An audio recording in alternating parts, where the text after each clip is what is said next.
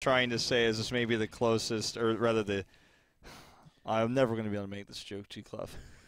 Go ahead. You can do it now.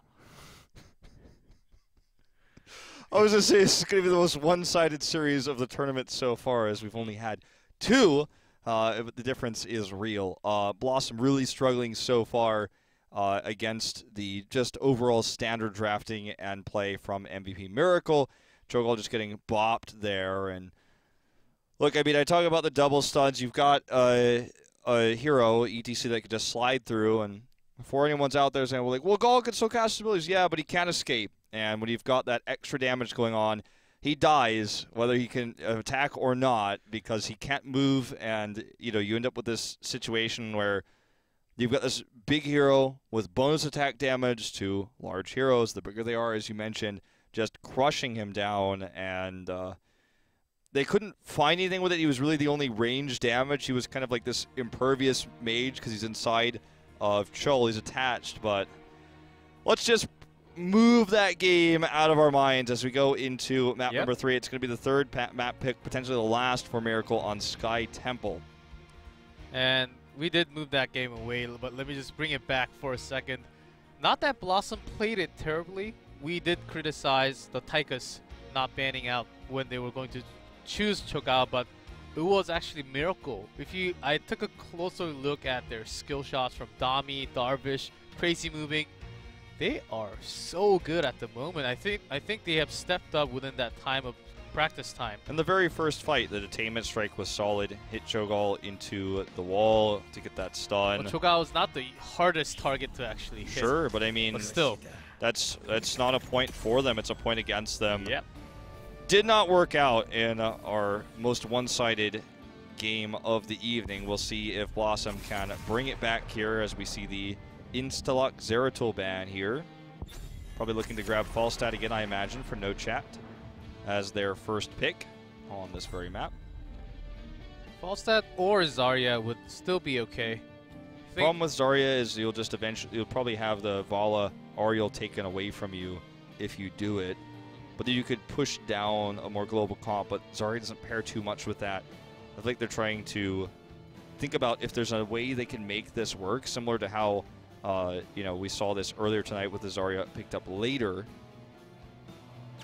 It's going to be the Falstad instead, as I expected. They're going global, and hopefully not blast this time, and not a game ending before they hit level 10.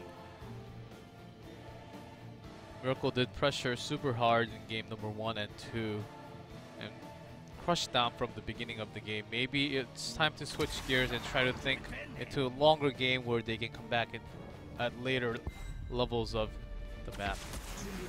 Okay, so they're going to give the Vala Ariel over by taking Dahaka for global and getting Muradin super early. Zarya will be banned here, obviously, to stop the trifecta. After seeing that Vala insta-ban. Again, we don't always see, you know, the triple when you have a second DPS here, but with no chat's hero pool, makes a lot of sense. With the ban on Malfurion highlighted here, this leads me to believe they want to use Stage Dive for ETC as a secondary global on this map. Yeah, and just also overall, Malfurion is still one of the best supports. Moving over to the Hammer highlight, though. Targeting Crazy Moving Sergeant Hammer. They already have 2 DPSs, so I like this idea a little bit more than just banning the Malfurion. Choking the DPS. Yeah. And this is the second time we saw the Hakamurden pick up from Miracle. Let's see how many more times you actually see them picking those. Double warrior, double tank from the first pick day.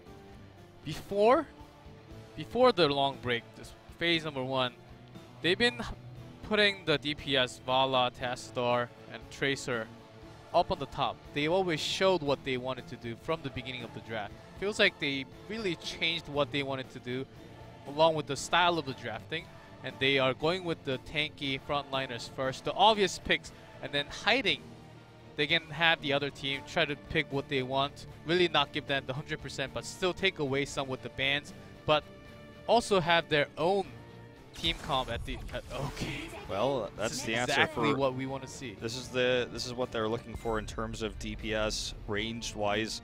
Lunara, with her ability to, which is obviously kind of balanced in that she does quite a lot of DOT damage with her regular attack damage, but also has the spells to back it up. Li Ming gonna help finish off those weakened targets that take the DOT. And one of the issues with this, I guess, is that Lunara's damage usually it's centered in one area, which Ariel does very well against. So we'll see if this is good enough.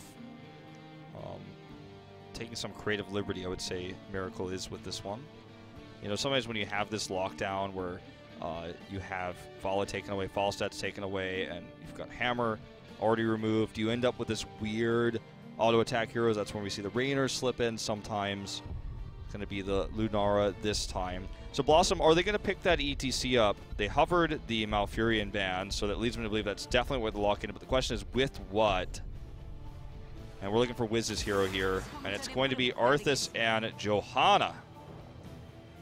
Okay, strong, just protecting Falstad and Vala on from the back line. Arthas, Johanna also cancels that auto attack, so going against the Lunara a little bit, but the poison damage still comes in. Definitely not a bad pick. I like this idea. She's got really good wave clear. Arthas going to help slow Lunara down.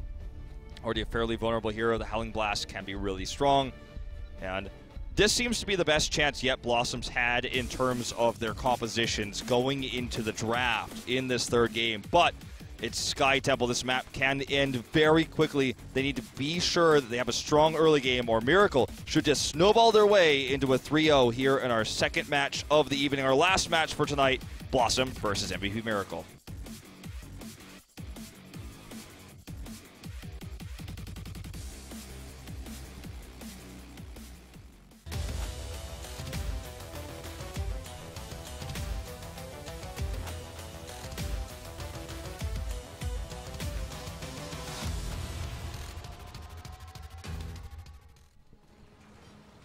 In blue, on their last life in this best of 5, BlossoM has Scarlet on Ariel, Dudu on Vala, Wiz on Arthas, Judy on Johanna, and No Chat once more on Falstad. In red, the dominant MVP Miracle, Honkono on Muradin, Dami on Dehaka, Sniper on Li Ming, Crazy Moving on Nara, and Darvish on Malfurion. Sniper with the pleb horse, but Honkono repping Tempest here on his own victorious mount, and the respect mount coming out from Judy. He basically supported Honkono directly with that mount purchase. That's why everyone should go every time, every season when they come out and buy the defending champion mount. Yep, support pro gamers. I still have the Cloud9 mount, as much as it pains me. It is painful, of course. We'll see what the next mount will be after the mid-season and the next BlizzCon. That's the question. Okay, so this early game, I'm going to see the duo ranged actually hitting bot, punishing the solo laner with this lane swap. That's a pretty advanced technique that we see around the world, but in Korea a lot, where you try to punish the Dehaka with 2 DPS to keep him busy because he's just going to win the lane no matter what in terms of wave clear. So you really force him back to the tower and rotate out, as you just saw. Up here at the top, though, the counter is done here to Wiz. They immediately respond to this. 2 versus the solo laner to 2 versus the solo laner. You know, fight fire with fire. Honkono in position to punish any rotations up, as he's so known for. This is what I talk about when I say he's a scouting tank player, generally speaking. He hides in the bush, he threatens these ganks, he catches rotators, he unmounts people. Dismount, that's a proper word for that. But yeah, you get my idea. Yep, and No Chat staying on that same lane. Both having global, but Falstad would need to fly over at any time, and Nara, Arthas joins the fight from the top. Already in the bot lane, you could see Dami has taken back control of the solo because he is that very, very push-heavy Dehaka down there, as Honkono is not afraid of anything. He's just going to go ahead and start regenning his health. No autos to stop his trait. While all this is going on, of course, Wiz is soloing this top shrine. He's just a little bit behind. There is going to be a slight invade, though, because all the mid pressure that's going on here, it's going to be tougher for BlossoM to rotate up to defend him. I really like how Miracle is playing this. They're going to control mid while denying top to try to get about a half extra of temple shots here. And when they finish up the middle temple, they can all gather up and try to go for the top again. And Nochat just used the flight to come up on top. So even if they don't get it now, they've already got about a 20% lead in shots, and now they're getting extra soak bot and even mid, as Nochat is indecisive as to whether he's going to rotate up. During all of this, Honkano is trying to slow this down, gets away. Nice attainment strike here on Dami, but he rotates up now with the brush stock. They want to get the last shots. They fail. See if they can get some picks to make it at least worth their rotation. Even if the answer is no, Dami got a whole 2 sets of extra waves. That's why they're up an entire level in EXP. So much closer to 7. They had so much pressure in this mid lane the entire time. Nearly killed the mid fort with that mid temple. And BlossoM is going to have to kind of set up here again, understanding that they're going to be a talent tier down for the next fight. Yeah, BlossoM has been down for all 3 games against MVP Miracle. And maybe this one feels like they are not as aggressive as before. Maybe this one, as we mentioned, they're trying to slow things down, maybe try to look for a longer game, try to look for holes when they're behind, and try to get some picks off of MVP Miracle. That seems to be the way to go, especially with this kind of team comp that BlossoM has. Like Falstad can come over and gust just 1 or 2 off away from the team in this position and target down those 2. Especially a Malfurion or Li-Ming would be a great target to pick off.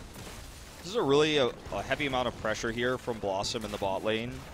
And you could tell how Judy's moving, that he really wanted this to stay that way. But unfortunately, with all the siege that Crazy Moving and Sniper have here, it's not long for this world, that push.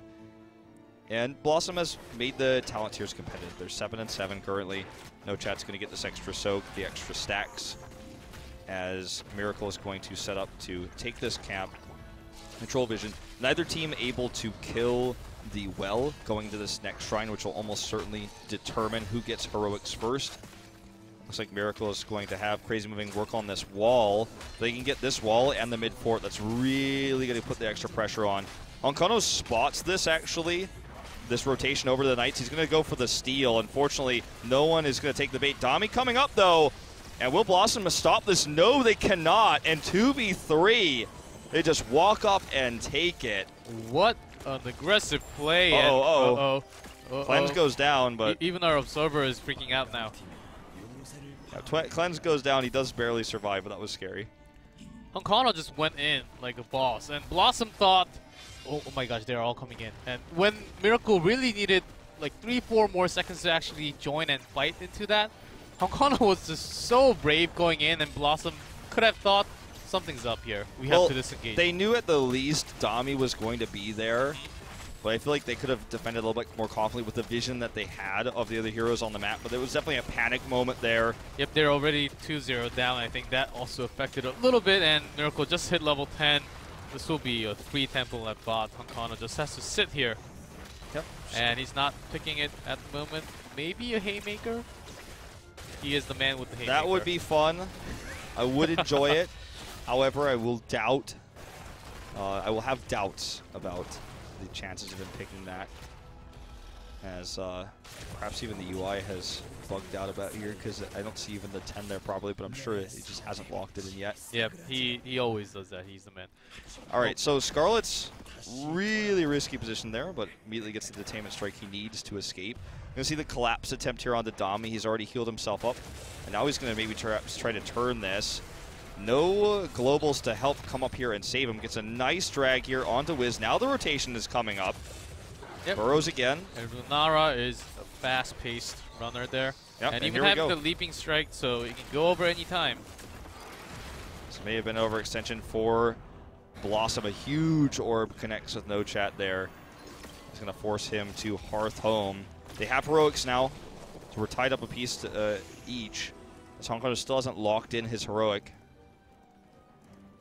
And things are looking finally for BlossoM on an even tier. They absolutely could take fights now. They could take objectives here. This is a very aggressive push on the top from Sniper and Dami. No one rotating up now. No chat, just kind of babysitting the bot lane. Here's the commitment, though, onto Wiz. Doesn't take too much damage. Meanwhile, Honkano does finally lock in the Avatar. All right, so the poke battle here. They just want to knock this fort down. They're basically just, while they're even, farming a little bit and trying to keep their lead without taking too big of a risk, waiting for the next temple phase, because they've been outplaying BlossoM in the temple phases so far, mostly because of talent tier advantages, but they want to keep it that way going forward. Honkono's also going to posture around aggressively, but this time no follow-up, not going to actually steal the Siege Giants. I think Honkono has changed a little bit. He's not overextending too much. Of course, again, we're talking against BlossoM, but we saw him getting way too overextending, especially when he played some variants in the beginning phase of the season. And Honkono seems about right on that Muradin. Probably one of the best Muradins in this world. Okay, Dami, I hope this be a double cap for the time being. Honkono not afraid of anything here, so the double cap continues. Dami can rotate down at any moment. That's right. There's so many bushes waiting for Dami here. BlossoM has to be careful, and Falset is also here trying to soak in for damage, and there comes Dehaka. Unfortunately, the Detainment Straight hits him, so not going to get much out of it. Honkono's forced to Avatar here, but look at how much pressure Dami is putting on just right in the front lines here on Wiz and Judy. Burrows in, Sniper trying to get a kill here, trying to get those resets. We're going to see Honkono have to come in here because there's too much damage onto Dehaka. Finally, the first kill goes down for BlossoM, and they will win this exchange. It was a 12 to 13 fight over talent. BlossoM just focusing down on the right target. That was scary there. Had there been an orb, that might have been a takedown. Yeah, you're right. And great. Johanna really hit that. Judy really hit that skill down, and he is, whenever we speak. Oh man, Judy goes down immediately here. And this is just the mechanical lead for Miracle here. You could see it showcased. Now Wiz going to get burned down by Crazy Moving. No way out of this one. They want to cut their losses here. No Chat gets hit by the Calamity. Will he get sniped by the Disintegrate? The answer is no, not this time. Very close. But it looks like it's just going to be the double take for Miracle as they split off and regroup. Ouch. This has been the best game for BlossoM yet, though, I would say. Taking that fight, abusing Dami's aggressive positioning. Yep, it is past minute 10, and they are 2 levels down still. And all these temples will do a lot of damage to the bot lane and the middle. They will be going towards that fort when they hit 16 very soon. But loving the crazy, not crazy, plays of Crazy Moving coming out forward as Nara. He has been a player that overextends sometimes whenever he tilts. Would be the right word here. Autolock Chromie, anybody? But look, he's had one of the best KDAs of all ranged assassins in Korea since the beginning of Heroes of the Storm. Yes. You know, professionally being played in Korea, so it's no surprise that he could play a very good Lunara here. He's very positional based and not very forgiving in terms of being caught, because she doesn't have much of an escape despite her move speed being high. Dami's actually going to solo this Night Camp to the top to do some counter pressure before brush stalking in here. Okay. This is really greedy for BlossoM. I really liked what they did on Cursed Hollow when they took it, but this I feel is almost unnecessary. Big silence coming in here. And Wiz is almost caught. And very low, it is actually Johanna blowing up. Both tanks gone. No Chat Gust to disengage. They already lost the fight. And this boss is going for a miracle for sure. Look at Crazy Moving. He's coming over the left side, pushing them away. Eats a big hammering there, but that's going to be it. That's the boss. That's 16. And Honkono wants to kill here onto Dudu. Will he get it? Dives in. Nice detainment strike, but Crazy Moving has a leap. He could go for it, but no. Now with this keep, not going to commit. Nice dodge there by Dudu as well. The orb threads the needle there. But the boss is pushing, and they're going to preemptively remove these minions for the boss to come over and start working on the keep. The Night Camp that Dami soloed before engaging the boss is also pressuring the top keep wall. And now the boss is here. This keep will go down for sure. It is 13 to 16, 3 levels down. BlossoM is the one that needs a miracle here. Judy goes engaging in. Sniper teleports away. Honkono is the only one, and Dami also doing some damage. Grabbing onto Scarlet for the seconds. Well, here comes the first dead keep. 4-level lead now for Miracle as they push forward. Good Aegis here, but it might not be enough at the end of the day here. Dudu gets saved for a moment, was eventually get taken out. Miracle, several members low, but they just have these resets now going forward. Crazy Moving, going to help push Judy back. He's going to get killed. He can't go anywhere. He's going the wrong way, but there was no way out of this one. And this will either be game or a second keep, depending on how Miracle wants to play this. Looks like they're just going to go right for the core. So in our longest game of this series, Miracle will dominate once again on one of our quickest maps. Boom! Down goes Falstad. Wow. Scarlet is going to be the last to die. Deleted. And that is going to be GG. This almost looks like my Brawl games here.